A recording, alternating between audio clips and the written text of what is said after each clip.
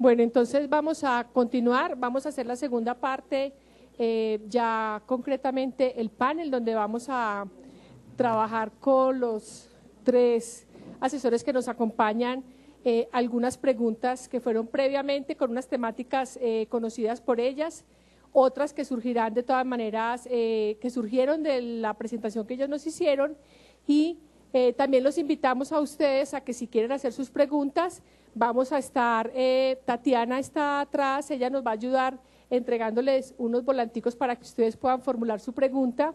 Igualmente Tatiana las va a recoger y al final pues vamos a seleccionar algunas preguntas al azar para que pues de todas maneras ellos nos ayuden con su respuesta. Nosotros estamos planeando que estamos terminando nuestro evento a las 12 del día. A cada uno le vamos a dar más o menos un tiempo de unos 3 minutos para la respuesta. Obviamente, como ya no está la doctora Marta Cecilia, pues solamente son ustedes 3, de pronto pueden disponer de un poco más de tiempo. El doctor Juan Gonzalo pues estará entonces ya coordinando y moderando el panel. Muchísimas gracias. Muchas gracias, María Elena. Muy bien, yo creo que podemos iniciar con la primera pregunta. Todos han hecho referencia a la atención primaria en salud. Todos han dicho está por todos lados, está en una ley, todos insisten en la atención primaria en salud. Parece un lugar o un sitio común que todo el mundo se refiere a la atención primaria en salud. Sin embargo, ¿cuál es el modelo propuesto por ustedes para implementar un esquema de atención primaria en salud que responda a principios de sostenibilidad, operatividad y que sea articulado con los diferentes niveles de atención? Todos sabemos que atención primaria en salud tiene algunas dificultades para su implementación, sobre todo en un esquema de aseguramiento.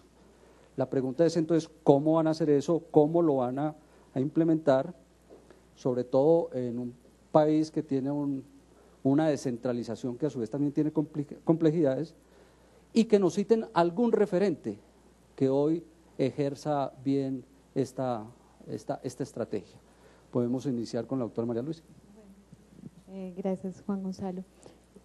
Pues digamos que la parte que yo les presenté se centró muchísimo en este tema de atención primaria en salud, porque pues es un tema que hemos trabajado, yo creo que todos los que estamos aquí, en el concepto nomás de qué es atención primaria en salud. Nos hemos demorado un montón, hay opiniones diferentes y todo, cuando yo personalmente creo que no es una cosa tan complicada ni tan difícil de implementar finalmente. Pero tal vez como la parte más importante que tiene la atención primaria en salud, como les comentaba, es que todo el país esté comprometido en ese cambio de la salud en todas las políticas. No hay forma de esperar que en un municipio pequeño o que en una ciudad exista la posibilidad de pensar en la puerta de entrada a la atención primaria en salud, no como en la persona que se enfermó y fue a consultar al hospital, así sea de primer nivel de atención, sino en el mejoramiento de la calidad de vida de cada persona en su ámbito, en su hogar, en su vivienda, en su trabajo, en el espacio público, en el tiempo que dedica al deporte, a la recreación, etcétera, etcétera. Entonces, cuando uno dice, sí, todo eso suena maravilloso, sería perfecto, pero la única forma de que se vuelva una realidad es que quien es el gerente, quien es el gobernante, definitivamente esté convencido de que eso debe ser así, de que lograr la salud en todas las políticas tiene que ser un ejemplo para el resto del país. Específicamente el doctor Peñalosa ha propuesto fortalecer los ministerios de Educación y de Cultura y la creación de un Ministerio de Desarrollo Campesino, con ese propósito, como les comentaba, de fortalecer el desarrollo social como la puerta, ahí sí, de verdad, la puerta de entrada a la atención primaria en salud.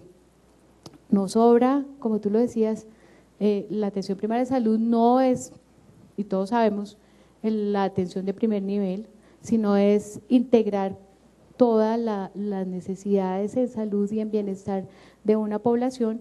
Entonces, por supuesto, tendría que integrarse con toda la atención de los diferentes niveles y de atención especializada y que estuviera conformada en redes, pero que esté al acceso de las personas, especialmente de las más marginadas, que son las personas pues que viven en las zonas rurales del país y en los cinturones de miseria de las grandes ciudades. Sí, el concepto evidentemente tiene tanto de largo como de ancho. Desde la conferencia de Alma Ata se viene intentando la definición y el diseño de políticas públicas frente a la atención primaria en salud. ¿Qué es cuál es el concepto fundamental que debe girar, alrededor del cual debe girar una política? Sí, por supuesto, lo que dice la doctora Latorre, coincidimos plenamente con la visión. Se trata de mejorar condiciones generales de vida, que van a mejorar las condiciones generales de la salud de la población.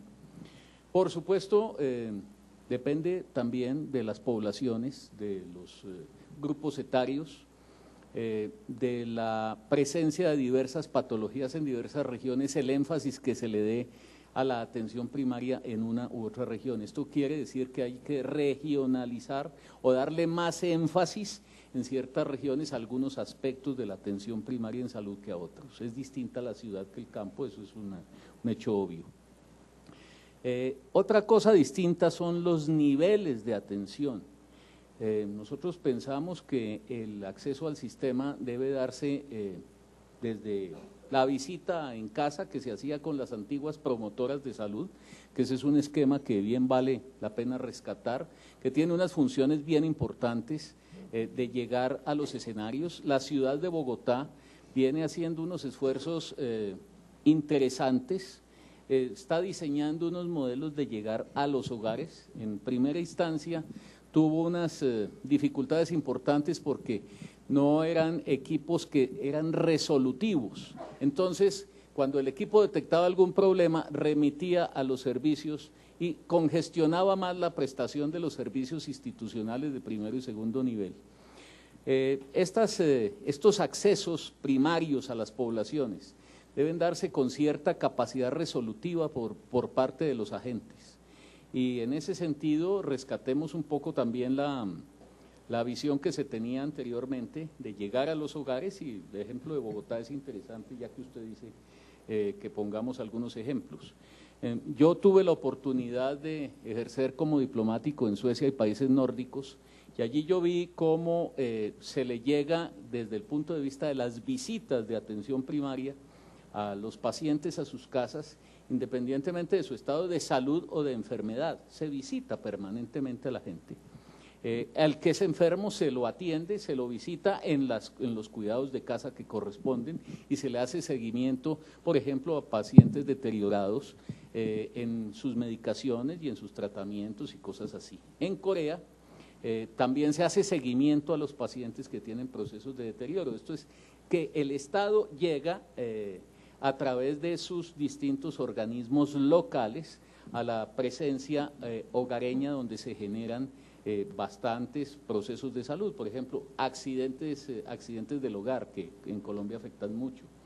Pero la atención primaria no solamente implica esto de la vacunación, que nos dicen que ya hay el 92% de personas vacunadas, no creo que sea tanto, no soy tan optimista, pero en fin, son todos este tipo de procesos a los cuales necesariamente se llega por acciones concertadas. Pero ¿dónde debe residir el poder general de la atención primaria en salud? Pienso que hay que devolverle la gobernabilidad a la instancia local. En este momento el gobernante local perdió esa gestión, perdió el recurso se maneja muy diluido, a veces los recursos de promoción y prevención los manejan las EPS, y yo voy a hacer aquí un test muy sencillo. Todos ustedes tienen EPS, ¿cierto? Todos. Yo quiero pedirles el favor, muy respetuosamente, que me alcen la mano a los que les haya llegado una actividad de promoción y prevención de su EPS en el último año. Una, Bien, este es un ejemplo. De manera que aquí tenemos como el ejemplo de cómo hay recursos de promoción y prevención que se están diluyendo. Entonces hay que definir los contextos. El país no tiene definidos los contextos como usted lo señala, de a dónde llegamos, cómo llegamos. De todas maneras, son procesos que se necesitan. No vamos a eliminar la enfermedad como dicen algunos idealistas del tema, no. La enfermedad existe, va a aparecer. Vamos a mejorar la calidad de vida de las personas. Seguramente con una buena actividad de promoción, prevención, atención primaria, vamos a conseguir mejor nivel de vida de las personas y vamos a tener más longevos. Por lo tanto, vamos a tener más problemas de envejecimiento y todo lo que se deriva de ello. Entonces, la promoción y la prevención no es la panacea, no, es una transformación para lograr un mejor nivel de vida de la población en todos los grupos etarios. Hay un tema crucial en la atención primaria en salud y es la coordinación intersectorial.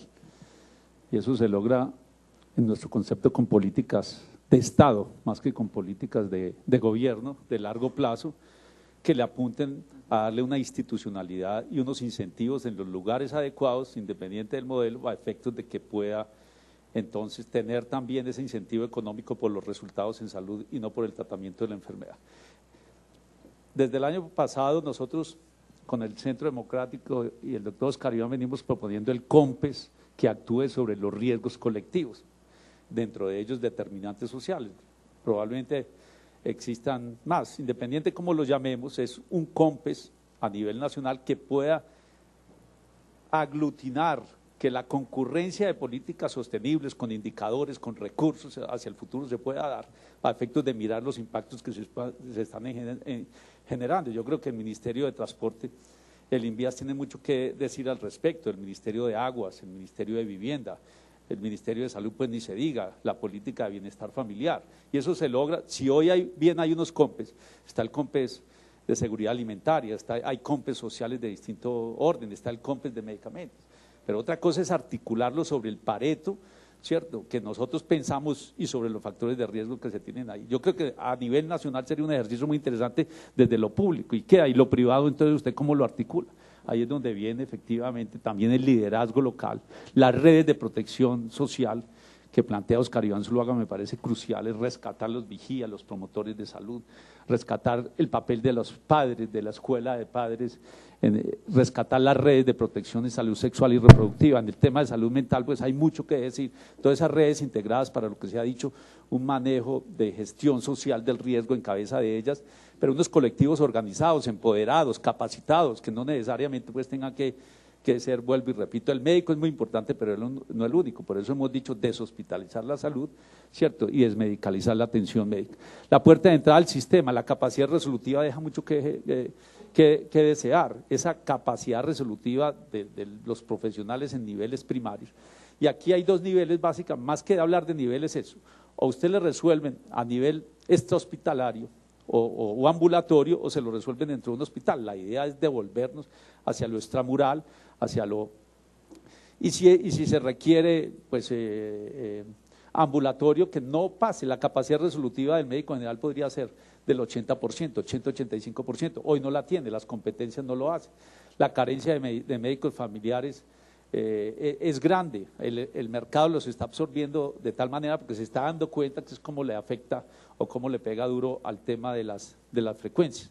La fragmentación y la combinación de incentivos negativos impiden que el primer nivel sea un verdadero cogestor del riesgo. Es que aquí decimos, no, es que el riesgo individual lo tiene que asumir es la aseguradora o la EPS, absurdo. Aquí todos los actores tenemos que ver de una u otra manera en esa cogestión del riesgo. Las ESES tienen que hacer un rediseño, principalmente la única presencia casi institucional que puede liderar esto son las ESES en la Alta Guajira, en Chocó, en Amazonía, Orinoquía. A esas ESES municipales o distritales hay que darles ese empoderamiento y ese papel de poder liderar y confluir y conformar las redes de protección en sus comunidades para una detección temprana, para una demanda inducida con esos grupos multidisciplinarios. Ahora, ¿de dónde va a salir la plata? Pues de eso se trata. El escenario fiscal que ha propuesto el doctor Oscar Iván habla de un crecimiento de la economía de un cerca del 6% sostenido durante su mandato. Pues creo que tiene razones suficientes como el mejor ministro de Economía en su momento, en tiempos de crisis, para poderlo decir, y que efectivamente se pueda entonces, el manejo de regalías, hay regalías flexibles y otras inflexibles, pero creo que hay un punto importante, el tiempo se acabó, pero ahorita podríamos de pronto mirar otras fuentes con CGP y la misma UPC en el componente individual.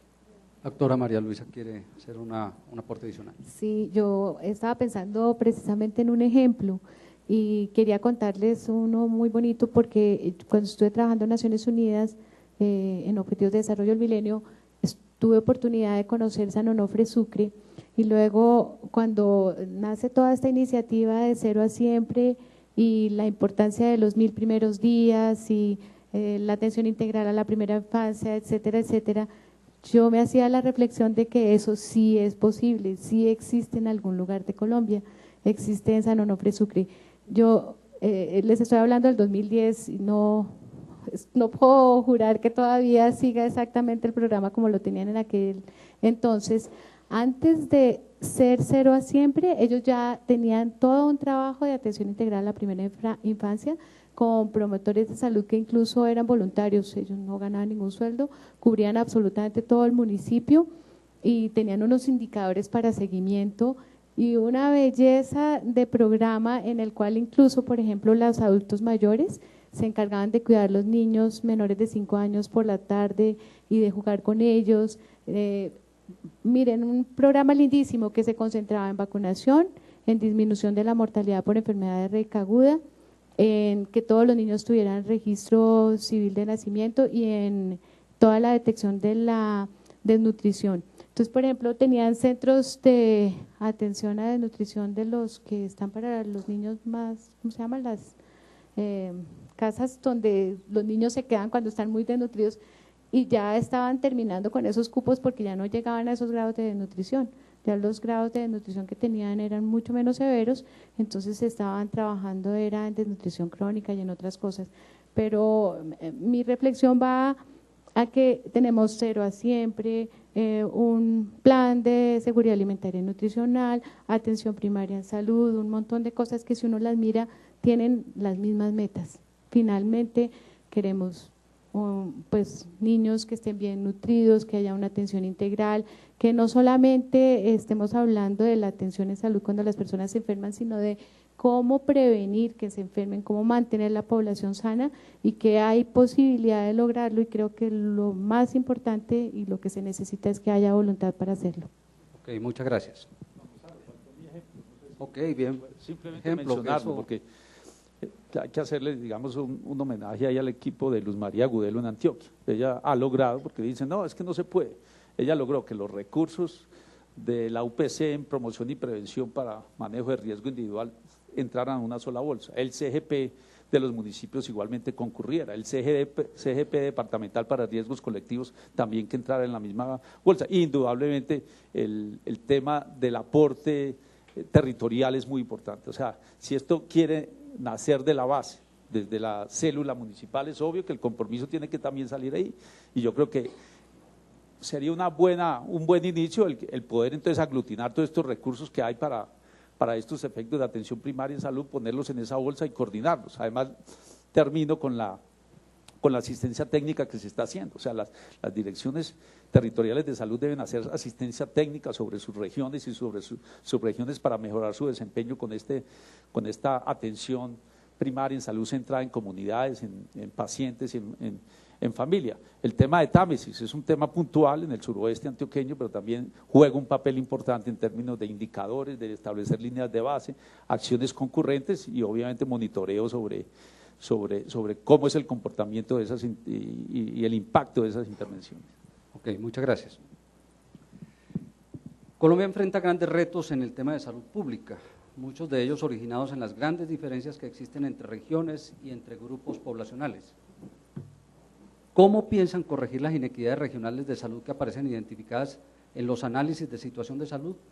Insisto en el cómo. ¿Okay? ¿Cómo lograríamos eso? Bueno, creo que yo ya lo he comentado varias veces, pero la única forma de cerrar brechas es tener políticas sociales en las que definitivamente se eleve el nivel de los más vulnerables y pobres.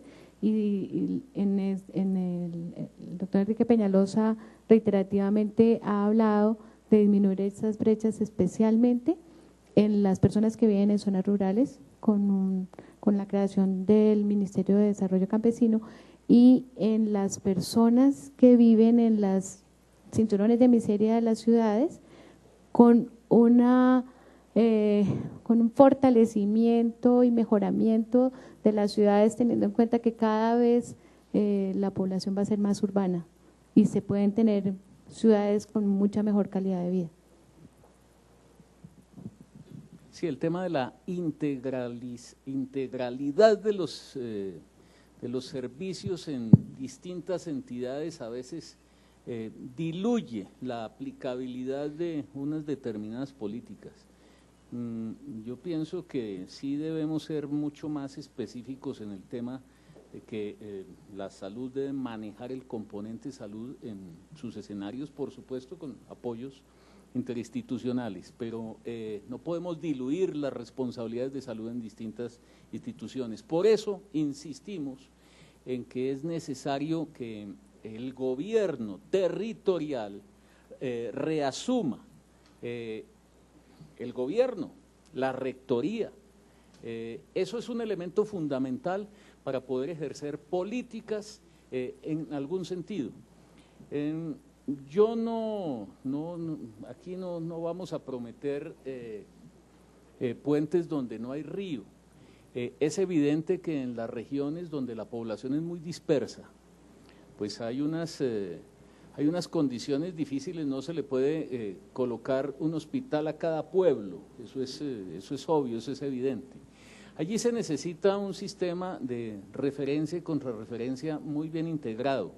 Yo a veces veo que insisten mucho en las redes integradas de servicios de salud, y con esta tendencia a la burocratización que tienen nuestros sistemas, yo digo entonces surge una nueva instancia administrativa de la red que ahora va a ser otro paso en los pagos y en el flujo de recursos y en el flujo del procedimiento y de la autorización. Y frente a ese tema yo me pongo muy nervioso. A veces los que intentan legislar se les olvida la Constitución, y la Constitución establece que los servicios de salud serán establecidos por niveles. Entonces, pues, ¿cómo nos salimos de ahí? Pero el tema de las redes integradas de servicios, entonces vuelve a poner camisa de fuerza en los temas. Yo pienso que los buenos sistemas de referencia y contrarreferencia que siguen actuando en las ciudades y en las zonas dispersas, con mayor razón, se convierten en un eje fundamental para acceso a los servicios de alguna complejidad. Y para llegar a la población con servicios de baja complejidad, pues necesariamente tendrán que establecerse, retomar las experiencias de lo que tuvo Colombia, de los promotores de salud que recorrían las distintas regiones remotas. Aquí, por ejemplo, en Bogotá, en la región del Sumapaz, para los que no tienen la información suficiente, Bogotá sí es el casco urbano, pero es que el 80% de la geografía de Bogotá está en la zona del Sumapaz. Eso es un páramo inmenso que tiene una población muy dispersa. Allí yo he sido asesor de Secretaría de Salud varios años y fui director de hospital. Allí tuvimos que implementar un sistema de visitas a las poblaciones dispersas con caballos. Entonces allá no es ni ambulancia ni moto, no, son caballos con unas personas capacitadas que van y visitan las distintas poblaciones, y eso sucederá en las regiones dispersas también, ¿no? De manera que hay que adaptar las condiciones a las poblaciones dispersas, pero equidad que llamemos, que todo el mundo pueda acceder, pues no es tan fácil. Esto no es prometiendo puentes donde no hay río. En ese sentido tenemos que ser muy claros, y mientras la población viva más lejos, pues es más difícil que llegar a ellos. En términos de inequidad, la campaña ha caracterizado básicamente dos condiciones que generan esas grandes inequidades. Una es la pobreza y el otro es la otra tiene que ver con el tema de la ubicación geográfica o la dispersión rural que tiene. Allí hay serias dificultades. O sea, hoy el pobre y el campesino distante es el que tiene más y serias dificultades. Entonces, el tema de pobreza, la campaña lo orienta toda la construcción de capital social. Y la propuesta clara de Oscar Iván Zuluaga en ese tema educativo es la educación como el gran motor de movilidad social.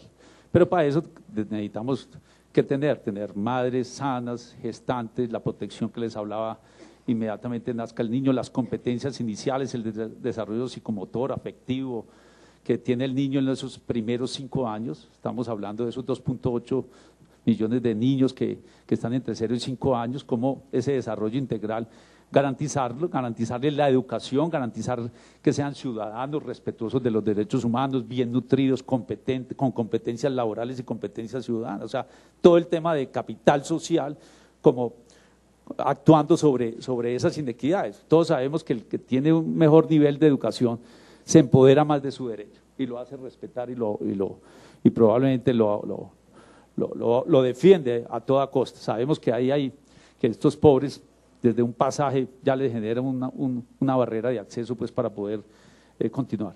Cuanto a la población rural, yo creo que las tecnologías juegan un papel muy importante. Estamos hablando de que el talento humano debe ser empoderado, debe ser capacitado con alta resolutividad, pues el tema de las tecnologías de información y comunicación juegan un papel muy importante para cerrar eso. Y el tema particularmente de telemedicina o telesalud, como se quiera hacer, yo creo que en este país de regiones tan hermoso que tenemos, pero con dificultades de acceso, el tema de transmisión de voz, datos, imágenes, en tiempo real, con asesores a distancia, puede jugar un papel importante en la resolutividad como tal. Y todo el tema pues de detecciones tempranas para que no podamos pues no tener simplemente enviar una paciente con una placenta previa que pudo haber sido detectado, o que tiene que ver con todo el tema pues de protocolos y en lo que ha señalado los planes decenales de salud pública. Me parece que esos son algunos aportes que pudieran, digamos, ayudar a cerrar las brechas. Indudablemente el tema de la competencia regulada. Y ahí nosotros estamos promoviendo un modelo de subsidio oferta para ciertas regiones especiales del país. No desconocemos, y ya he mencionado Alta Guajira, Chocó, Amazonía, Orinoquía, donde efectivamente bajo la empresa social del Estado generar un liderazgo con unos subsidios a la oferta que por soberanía nacional, por la misma presencia que se tiene, efectivamente hay que hacerlo. Allí el aseguramiento probablemente no es rentable. De hecho, la UPC diferencial obedece a esa lógica, a que los costos allí son mucho más caros. Entonces, ese tema de un modelo conjunto con universidades públicas, con organizaciones comunitarias, con la empresa social del Estado, con gestores de riesgo articulados en cabeza de esa empresa social del Estado en esos sitios distantes, yo creo que puede ayudar mucho. Y digamos distanciarnos un poco del aseguramiento clásico que hemos venido hablando. Okay, muchas gracias. Todos conocemos pues las dificultades del sistema, el término de flujo de recursos, acceso, calidad, los problemas de algunas entidades. El gobierno busca resolver muchas de estas dificultades a través de un proyecto de ley ordinaria que fue aprobado en el Senado y es el número 210. Y que actualmente tiene su tránsito por Cámara. ¿Qué apoyarían y qué eliminarían de ese proyecto?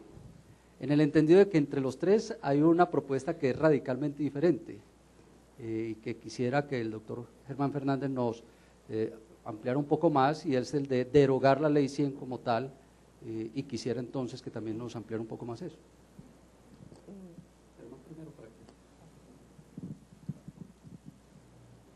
A ver,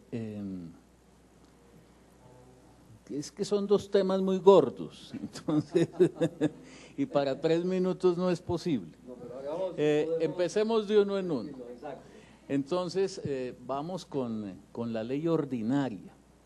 Nosotros hemos sido muy claros en que el eje fundamental de la ley ordinaria, los 94 o 92 artículos que han sido aprobados en primera instancia, tienen uno fundamental, y es la apropiación de los recursos públicos de la salud para las gestoras de salud a través de un banco de segundo piso que se llama Salud Mía.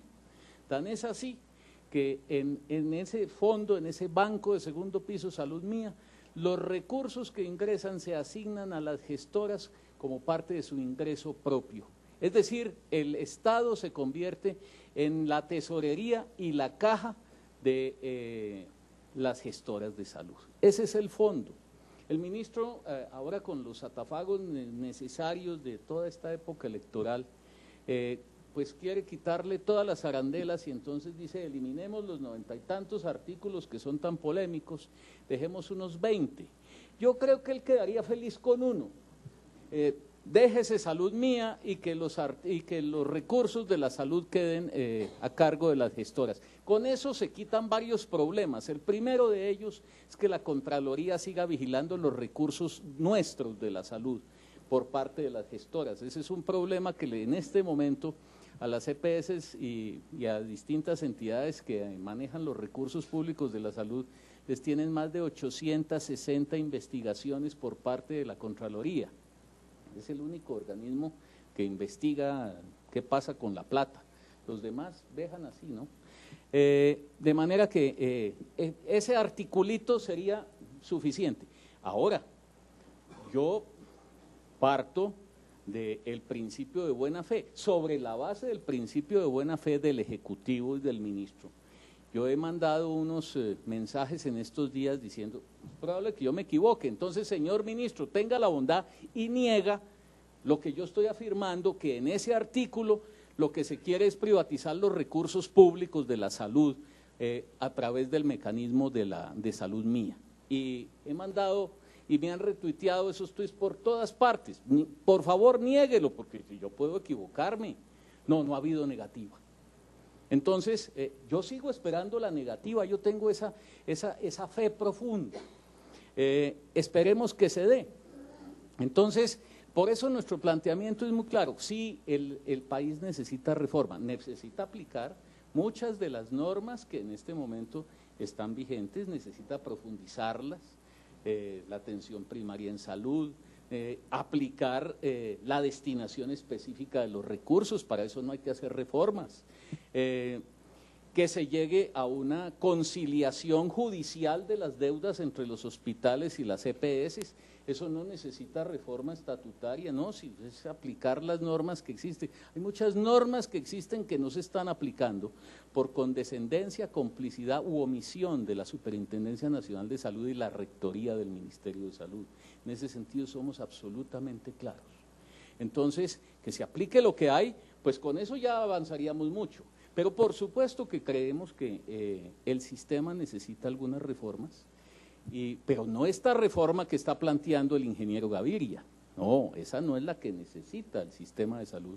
Y por eso nosotros venimos insistiendo en que esta reforma debe ser retirada.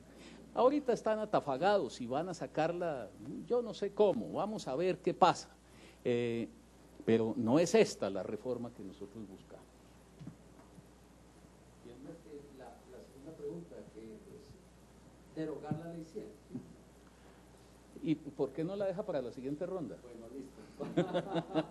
No, lo menciono básicamente porque es un punto realmente diferente entre las digamos, las propuestas de las diferentes campañas. Uno encuentra que tal vez la diferencia más grande y de fondo es esa. Sí, dejémosles para la siguiente. Bueno, es que también es muy lo dejo para la siguiente. Ok. El proyecto de ley ordinaria 2 días le sirve al gobierno, pero no le sirve al país. Empezaron en una comunión ahí, en una luna de miel con todos los actores, presentando un proyecto de ley, y hoy el único que quiere es el gobierno. Probablemente lo necesite más el gobierno en su proyecto reeleccionista que el mismo país. A mí me parece que es desafortunado si se avanza en esta materia, por lo menos con esa precipitud que que se tiene, y el gobierno pues tiene un antecedente con la reforma de la justicia, que no quiere que pase con la reforma de la salud, porque pues le generaría serios inconvenientes electorales. Lo otro es, ¿se necesita o no se necesita? Yo particularmente creo que cuando usted quiere definir el POS, independiente si es un listado abierto con exclusiones o una lista explícita, usted lo puede hacer. Ya suprimió la Comisión de Regulación en Salud, tiene su unidad ahí interna del Ministerio, diga qué es lo que quiere hacer, eso sí, que nos diga efectivamente cómo lo va a financiar. Nosotros tenemos serias preocupaciones sobre cómo en un modelo actuarial, cómo garantizar el cierre actuarial cuando usted habla de que tiene derecho a todo. Eso puede ser muy taquillero desde el punto de vista electoral, pero me parece que desde el punto de vista fiscal es irresponsable. O sea, que el ciudadano no sepa ciencia cierta a qué tiene derecho. No, usted tiene derecho a todo menos a esto. ¿Y cómo va a calcular? Presupuestos históricos, ¿cierto? Y a donde no llegue, es que estamos frente a un derecho fundamental, ¿cierto? Y lo que hay que generar es la responsabilidad. Otra cosa es cómo define el POS. El POS usted lo puede definir por patología, no por procedimientos, intervenciones, mapipos, etcétera. Dele la integralidad, pero que el ciudadano conozca a ciencia cierta a qué tiene derecho y a qué no. Me parece que eso puede ser irresponsable desde el punto de vista fiscal. El tema de salud mía, pues si vamos a la experiencia con Caprecon o con el Seguro Social, entonces vamos a capreconizar la salud y con todo lo que eso implicó. Hoy Caprecon es responsable de gran parte de la cartera, casi $1 billón de pesos. Responsabilidad del gobierno. ¿Qué ha hecho el gobierno al respecto? El FOSIGA, esas cuentas que se tiene allá, lo del no POS, eso tiene que tener una fuente clara. Quienes participamos antes de la ley 100 sabíamos, yo por lo menos no recuerdo que se haya hecho ninguna alusión a lo de no POS en su momento, como fuente pagadora en su momento. Después lo tuvo que hacer a través del FOSIGA, vía recobros, pero le está quitando el flujo de caja que se necesita para garantizar las atenciones. Y no estoy defendiendo pues aquí a las EPS, que ha habido unas absurdas, que unas ya desaparecieron, dejaron sus carteras en cabeza de los proveedores y los hospitales, ahí vienen las demandas residuales por parte del Estado, pero hay otras que creo que sí han avanzado en el tema de gestión de riesgo. Entonces me parece importante que el gobierno, ¿cierto?, tenga claro la responsabilidad que tiene en caso de que se apruebe la ley ordinaria en estas condiciones. El tema de vigilancia y control me parece que falta. Nosotros, Oscar Iván, ¿qué viene proponiendo? Periodo fijo para el superintendente y con autonomía. Hoy es un apéndice del Ministerio de Salud.